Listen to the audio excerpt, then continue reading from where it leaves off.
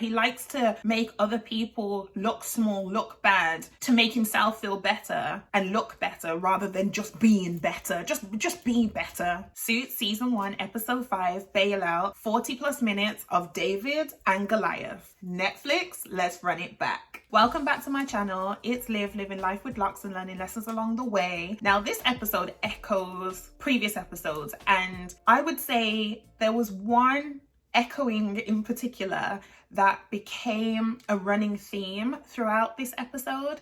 So in season 1, episode 4, towards the end, Harvey made a reference that he likes a David and Goliath story. He likes the David and Goliath story. And this is when Mike was basically saying, like, I've caught you out when it came to the bedbugs case. In this episode, season 1, episode 5, there is a news publication that goes out and the headline is David and Goliath. I feel like you can watch, particularly season 1, what I've noticed so far is that you can watch episodes in isolation. So imagine you, I don't know, watch one of these videos and I share that there's something that you can learn from that particular episode, and therefore you may have watched Suits, the series, before, and you only go back to watch that particular episode to pick up on the lessons in that episode. But at the same time, I feel like depending on your intention or depending on your level of interest, i.e. if you've never watched Suits before, then it is helpful to watch multiple episodes, because there will be some overlap,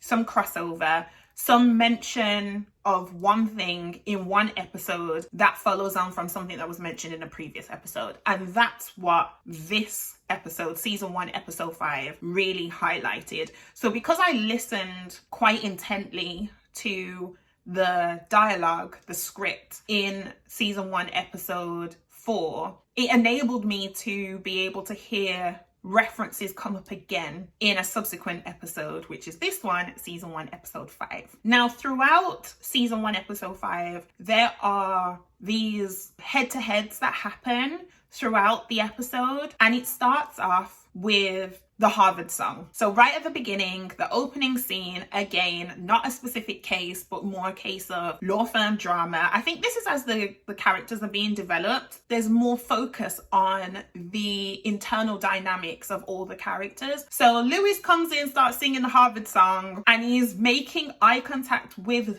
Mike to see if Mike is going to sing along with him. It's another one of those moments where you start to ask yourself, you don't even just leave Mike to question, you start to question yourself, does Lewis know? Or how much does Lewis know? Or is Lewis suspicious? This is how the script writers very intelligently cause the viewers to feel Mike's anxieties around people finding out that he's a fraud, that he's lying about his journey into Pearson Hardman or into this particular law firm, which changes names throughout the series. You're thinking, what is Lewis's problem? But at the same time, what Mike is doing isn't right. So what Lewis is doing is like what any normal person would do if they're just trying to figure something out, or trying to almost sniff out the truth or sniff out the lie or whatever it is. You do question, you do really wonder, how much does Lewis actually know? Or is he just annoying? Is he just like a bugbear? Is he just someone who, he doesn't really know anything, but he's trying to give himself some sense of importance, I guess, where he's just like, yeah, I'm Harvard, true and true, so I need everyone to prove all the time that they are also Harvard, true and true. And it's like, Lewis, at some point, you just like get over yourself. But I think Lewis's role in these first few episodes of the series is to keep us connected to Mike not being a true lawyer because he doesn't have a law degree. He didn't even go to law school. Yes, I think I'm going to go with that, because otherwise, if Lewis wasn't dropping in these suspicions by, testing about the Harvard trivia and then doing the Harvard song, and he does some other things throughout the series to really poke at Mike, I feel like if he wasn't there, we would just continue like Mike's normal, like we would almost forget. It's only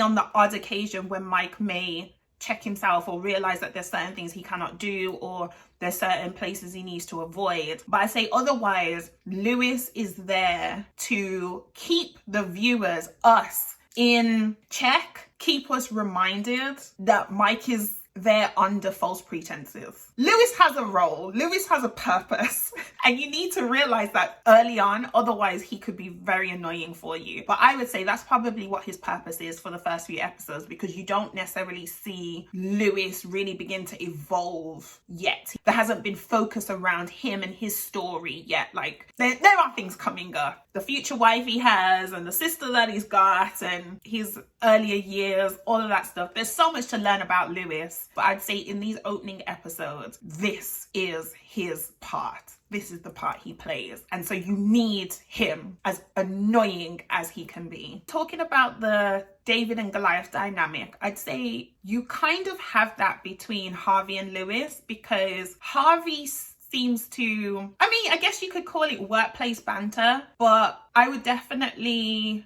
be of the viewpoint that Lewis feels inferior to Harvey, and Harvey gives off this sense of superiority over Lewis, which Lewis feels insecure about, because Harvey has made a couple of references or jokes about Lewis's non-existent wife. Now, I know that Lewis doesn't have a wife yet, and I believe it's made clear in one of the episodes that Lewis doesn't have a wife. I think when Harvey makes his first joke, maybe in episode 2 or 3, Lewis actually responds saying something like, "That would actually be funny if I actually had a wife." So you learn early on about Lewis's home dynamic. Now, Harvey isn't married either, but it's the fact that these things probably matter to Lewis. And so you start to gain a sense of sympathy or compassion for him and his character, because there's probably things that he would love in his life, but for whatever reason, he doesn't have them right now. And that starts to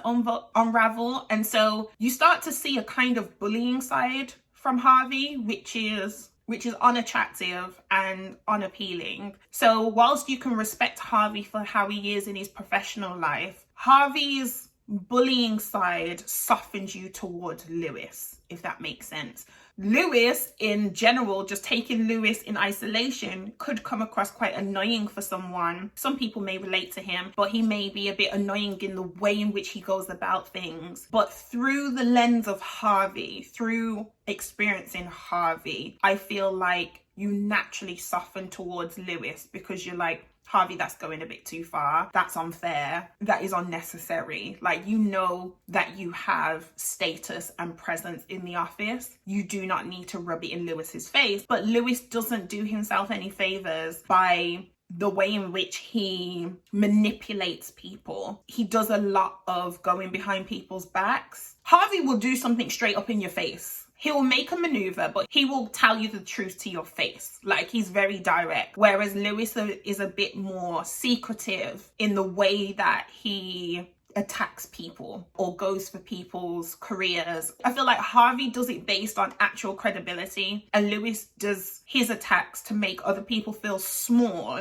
so that he feels bigger because he feels insecure about things. Whereas Harvey, if he hasn't any insecurities, it's not too obvious. Like, he's got quite a firm shell. Lewis likes to put off that he's got a solid, hard shell, but he really doesn't. I'd say he's a huge softie. And so therefore he takes things personally, very personally. Whereas Harvey's like black and white, quite cut and dried. Lewis is all the gray areas. Like, you just don't know when you're going to set him off. He's hard to trust, I would say. Like, Harvey, I would say you can trust him, even with his way of behaving. But Lewis, it's so hard to trust him because you just don't know at what point he's going to turn on you. Sometimes he doesn't feel like he's being his authentic self for whatever reason. And I think there's a high level of insecurity in him that is more on show than he realizes. And he shows it through the way that he projects his frustrations, his disappointment, and all of those things.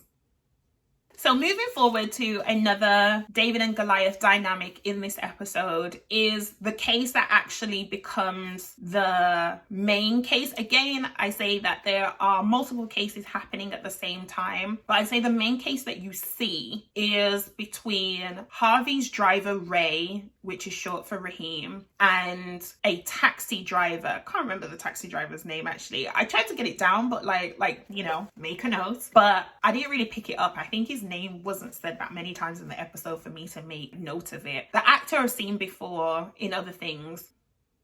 I'm sure I've seen him in something quite prominent. Yes, he is El General in Scandal, I believe. Yes, I think it's that same guy. I knew I saw his face somewhere as I was watching it. I was like, I've seen you somewhere. Just as I'm thinking now, I'm like, yes, I think he is El General in the episode. I know we're not doing a Scandal breakdown yet, but he's definitely in a Scandal episode. The wife wants to leave him with the children because she doesn't like the direction that her husband's taking with their country. That is a powerful episode, but we'll get to Scandal when we get to Scandal. But right now, that's where I've seen that actor from. You gotta watch the episode to actually see who I'm talking about, and then come back here and we can break down the storylines and all the messages and the lessons to be learned from this episode. But yeah, so there's a case going on between Harvey's driver and this taxi driver because they had an accident when Harvey was on his way to a meeting for another case that is kind of taking place in the background in the episode. A woman who is very successful with doll making, it seems like she wants to retire, so she wants to sell her business and retire, but Harvey wants to stop that from happening because obviously you don't want to lose your billables, you want to keep that business so that it supports the law firm's sustainability. You pick that up from the episode as well. And so because there's this car crash, Mike ends up going ahead to that meeting with Harvey's client, whose name is Joy McAfee or something like that. Harvey's then having to deal with taking on his driver as a pro bono case. So this is actually the first case that you see Harvey take on pro bono in the series, because if you remember from what I've said in other videos, and that's why I suggest you go watch those as well as watching this one, Harvey doesn't really like to take on pro bono cases unless he has a personal interest, I guess, in it, because he seems to pass them on to Mike. And that's why as a double act, as a team, you see Mike do the pro bono cases whilst Harvey does the high value cases. He takes on this case because he has a loyal relationship with his driver, because his driver, the first time Harvey ever got in his car, I think Harvey left some money in there by accident. The driver returned it to him. Ray wasn't his driver at the time, I don't believe. And so Harvey was like, I can trust this guy. And I say it's actually quite hard to come across people that you can actually trust at times. And so I believe that was Harvey's way of teaching us as viewers, when you come across someone who is good, who has a good heart, has a good mind, has good intentions, hold on to them, reciprocate, support them, be caring towards them, be good back, because sometimes good people are hard to come by. So when you come across them, treat them well and don't let them go, meaning like continue to nurture a healthy relationship, friendship with them in whatever way it's appropriate. So there's that case that's going on. You're basically trying to figure out whether to get the insurance involved or whether you should sue for damages and stuff like that. And so the taxi driver is taking it so far. Like Harvey is willing to settle, but because the taxi driver is adamant that the fault is on Ray, Harvey's driver, so that's why it's then pushed to go to court. Lewis hooks Harvey up with a judge, Judge Palermo, I think his name is. He's important in terms of, like, I mentioned him because again, you see his micro expressions throughout the courtroom scenes, where towards the taxi driver, when he's making his opening statement or when he is questioning Mike on the stand, he's making points that is seemingly has a sympathetic, empathetic effect on the judge, because the judge kind of like rests his head on his hand at one point. So you're looking at the body language of the judge and it's almost like the judge is leaning into the argument that's being made by the taxi driver, who's representing himself, by the way, because he feels like he can do that, which some people do. Some people self-represent when they're in court and when they're in certain cases, but the way in which he kind of talks about it is like, I feel like I can represent myself because I've always won whenever I've done this. So he has a bit of bravado as this taxi driver. But Harvey kind of checks him there because it's a case of, I'm an actual lawyer. So whilst you may be good at crossing, you may not be good at defense. And so there's this part where you hear Harvey's objections in quick succession and you hear the judge sustaining them. The way it's edited is brilliant. If you've never watched a courtroom drama before, you know, when someone objects, the judge either overturns it, meaning basically saying no to that objection, or they sustain it, meaning they uphold the objection that has been made, and it causes the side that's doing the crossing to rethink the direction that they're going in or taking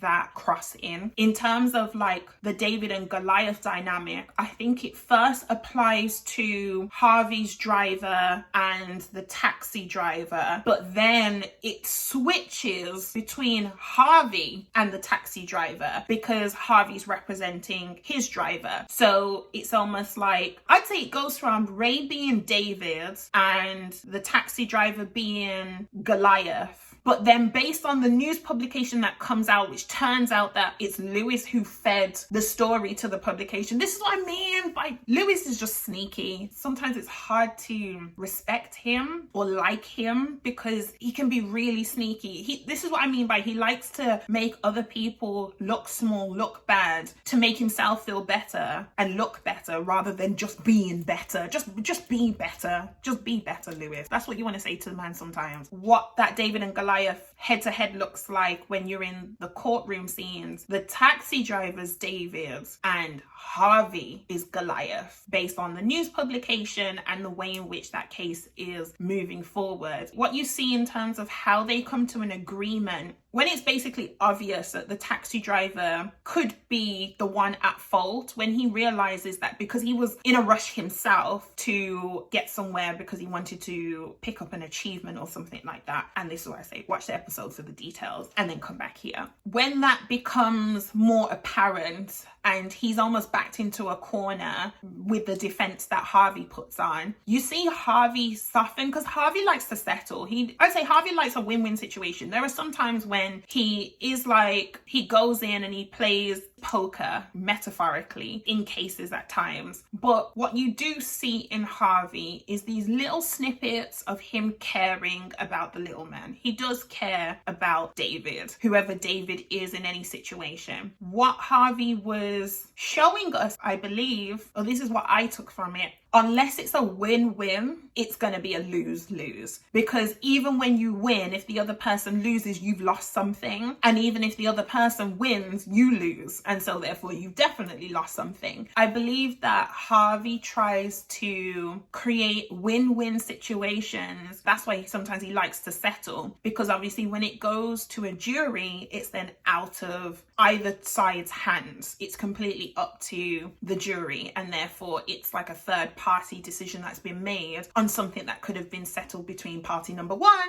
and party number two. I believe the lesson there is whenever you're having a disagreement with someone or trying to reach an agreement with someone is to find an agreement that creates a win-win for both sides, if that makes sense. Because otherwise, if not, everyone gonna lose something. Now let's take it to the personal things that are happening inside of this episode, like a storyline that continues across several episodes, and it's again about Mike. Because Suits is centered around Mike and Harvey, and all the other characters feed into that story in their own unique way. So there's offshoots of stories, but when you think of the core storyline, it's the dynamic between Mike and Harvey. A big thing that is happening in this episode, outside of the traffic stoplights case between Harvey's driver and the taxi driver, where Harvey is representing, and then the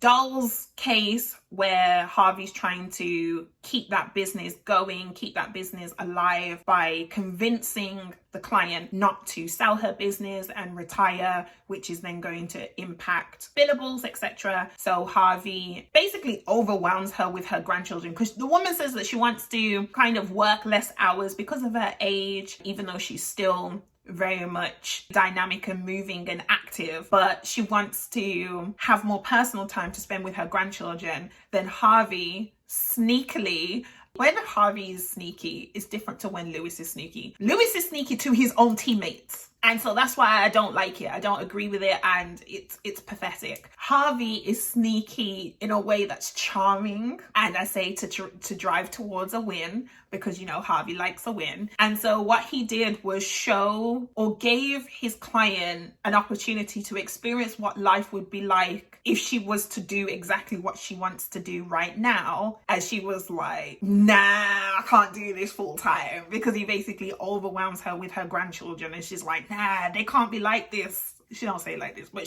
they can't be like this around me. What do I have to do to kind of find something that works for me, so it's different to what I'm doing now, but it's not a complete 180 change? Aside from those two things that are happening, those two cases, you also have a flashback to the pilot episode whereby you have the bad guys that are chasing Trevor, that were trying to trap Trevor, coming after Mike, as they said they would. They said they're going to get at Trevor through Mike. And so Trevor's now back in the episode. So Trevor's now back on the scene. So he went away for a bit after him and Jenny broke up. And then he's been calling, ringing off Mike's phone, which has been distracting Mike at work. And Harvey hasn't been liking it. The fact that Mike's phone is going off in meetings, in front of clients, etc. And so Harvey's like, you need to sort that out. Whatever you got going on, you need to sort that out so that it doesn't distract you at work. Mike is like, you know what? He's been my friend from when we were young, so I can't fully abandon him. Yes, I know he's a bad influence, but he's trying to change. He's trying to do this. I'm the only person he's got, so I need to help him out and stuff. And Harvey's like, Trevor's an anchor, which echoes to something that Grammy said. Edith Ross, who is Mike's grandmother, she references Trevor as an anchor in an earlier episode as well. And so it's interesting to hear Harvey say it, and Harvey hasn't met Grammy yet, but they're using the same language.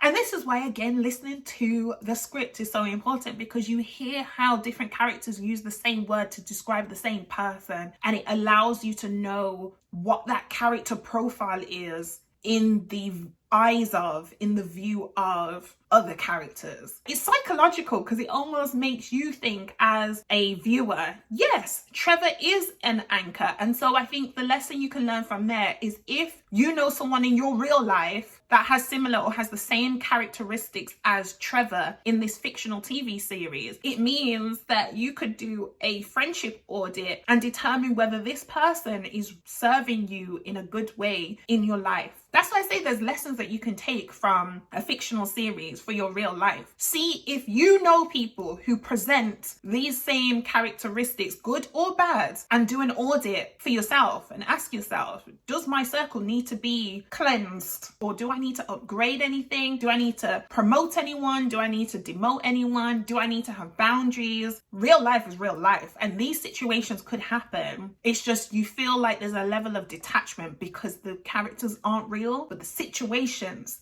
could be or are. You have Trevor and Mike liaising again, socializing again. It gets to a point whereby the bad guys kind of catch up with Mike and Trevor, because Mike at the beginning of the episode got these new business cards, and Harvey makes this comment like, okay, my mistake is official now. His mistake being hiring Mike, knowing damn well that he don't have no law degree, never went to law school, and therefore should not be practicing law because it's technically illegal to be doing that. With that in mind, Mike and Trevor are then out drinking, and Trevor ends up getting a hold of one of Mike's business cards, and then they accidentally unintentionally leave it in the bar. And so because the bad guys are following them, they pick up the business card, and so therefore they know where Mike works and also like how to contact the law firm. And so then when you fast forward a little bit, you actually find that Harvey steps in. So Harvey stops telling Mike, you need to answer your phone, and you need to sort out that phone call. And he goes further and he's actually like, tell me what's going on. Now I need to know. This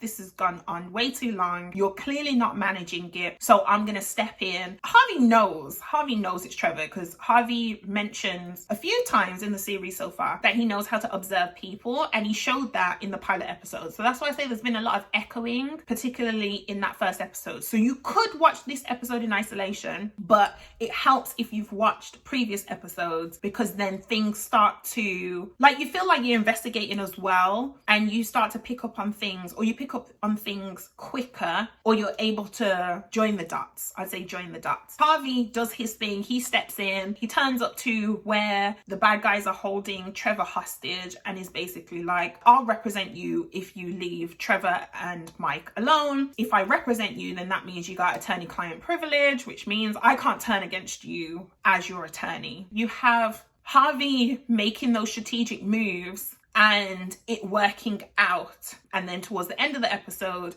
Trevor then leaves the city. He goes to another location just to cool off and everything. And then Mike is no longer distracted. Now, what I will say about this, what it kind of brought to light for me, is that there's a level of strategy in the maneuvers that lawyers make. And you see it through Harvey twice. So he does it very outwardly in one instance, and he does it discreetly or quite subtly in another instance, but all within the same episode. I'd say Harvey almost like plays chess with the way in which he handles the things that are going on at his law firm with his clients or with his associates, Mike. It's like he thinks several moves ahead, and he actually mentions it to Mike, because Mike starts to huff and puff at one point. Basically, Harvey, get off my back, leave me alone, I'm figuring things out, like whatever. And accusing Harvey of not focusing on the case with Joy McAfee, the woman with the dolls. Harvey comes back and says, not every move that I'm making do you see? That's what Harvey's showing and teaching Mike. Just because you don't know I've done something doesn't mean I haven't done something. Even though I've made you responsible for this case whilst I had to deal with something else, that doesn't mean I'm fully detached. Like I'm still overseeing, I'm still leading, I'm still doing my part. I'm just teaching you things as we go along. I will wrap up here just based on that point. Jessica comes into the episode towards the end. Well, she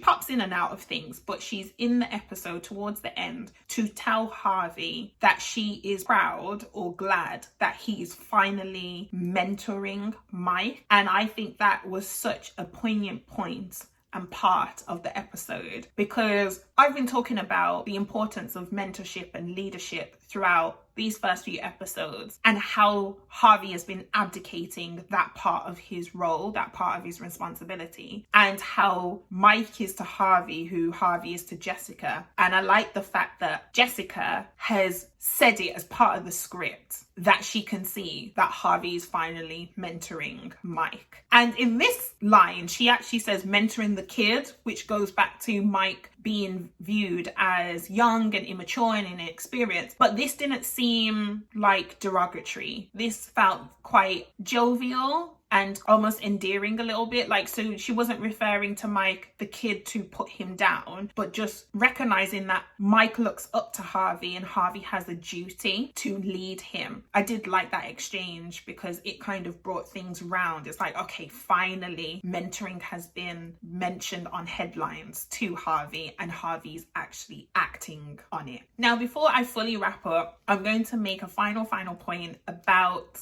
what I know is coming. So I've mentioned before about micro expressions and reading the facial expressions of the characters as they're in scenes and looking at their body language and the way in which they deliver in conversations or in exchanges with the other characters. And you see two main characters who do this. So Lewis, I already mentioned earlier, who's quite sneaky, and he goes behind the backs of his own teammates. And so if you watch the scene closely where Mike is trapped in the lift with the bad guys and Lewis is reading a newspaper, the news article that has David and Goliath on show. And as the bad guys are chasing Mike out of the lift, you actually see Lewis in the background smirking. So that's one thing. So that actually shows that Lewis is behind things that happen to his own colleagues, which again I don't like, but I wanted to reinforce that point in this video about this episode. The other thing I want to leave you with is Donna. So Donna wasn't in the previous episode, or I don't think you saw her, but she was referenced. Mike mentions that Donna met him in the lobby to get a new suit, which turned out to be Harvey's suit, so that Mike could feel renewed after being in the apartment, the flat that had the bedbug infestation. But in this episode, Donna is there. So Donna's almost got like some secondary storyline positionings in these first few episodes. She becomes more prominent as the series evolves. So she's still a main character, but she becomes more of a main character, almost like a primary main character, as the season and the series develops. But what I would like to mention here before I do future episodes is the fact that Donna is able to fake emotion. She's able to fake tears. It was like a small thing that was dropped into this episode, but it actually becomes more prominent in future episodes, something that's coming. And I'd say it's about Donna's character and how she becomes caught between Harvey and Lewis. So she's faking her tears because she's trying to make Lewis feel bad about wanting her to work with him whilst his PA, EA, personal assistant, executive assistant, Norma, is away. Norma is someone you never see but regularly hear about. I don't think you ever meet her. I don't recall meeting her. I feel like she's someone that you know because she's mentioned so much, but you never actually see her, which I think is a very fascinating way of incorporating characters that become features in your mental space as you're watching a series, but you never actually see them. But clearly they have a part that they play. So it's almost like a whole character has been written, but you don't see them. So Lewis wants Donna, maybe because Harvey has Donna and Lewis wants what Harvey has, but Donna is her own person. So you do see that, but she fakes emotion to make Lewis feel bad. I also would say it was amusing. It was actually quite comical that Harvey watched that exchange between Lewis and Donna and was actually like, hold on, that means when you wanted this or when you wanted that with me, you've played that same card with me. And Donna's like, I have, because she's just really good at navigating people. Donna has soft skills on lock, I would say. She really can be a people person. There are moments when she gets people wrong and she treats people unfairly, particularly when status gets to her head. But I'd say for the most part, she's good at juggling characters. She's really good at navigating people's softer sides, people's human sides, and understanding people on a social level, not just on a work level. So I'd say Harvey's good with navigating facts and figures and the professional aspect and observing people to know that distractions is what's causing them to make mistakes over here, i.e. with Mike. Whereas Donna knows how to read people at their core, because she teaches Harvey throughout the series as well. So just like Jessica teaches Harvey, I feel like Harvey also learns from Donna, because Donna is heavily involved in the shaping of Harvey's character throughout the series. I think that's partially because of their relationship, their history, but also Donna is very good at anticipating Harvey's needs, which you see throughout different episodes, different seasons, throughout the series, when she's done something that Harvey's about to ask her for. So she's good with that, but I think there's more to it. I think it's the case of she knows Harvey very well, and so it's not just about how she elevates him on his professional trajectory, but also him as a person. But if you want to see more of these videos, if you want to break down more episodes with me, then please like, comment and subscribe and hit that notification bell so that you do not miss an upload of a new episode, of a new season, of a new series. I'll see you in the next one. Thank you for watching another video on Must Watch Gotta Learn. You can find more commentary for Suits Season 1 on my channel. And if you want to be the first to watch any new season or series, then subscribe to my channel. On Must Watch Gotta Learn, we turn our favorite fictional TV series into real life lessons. It has never been more fun to binge watch a rerun.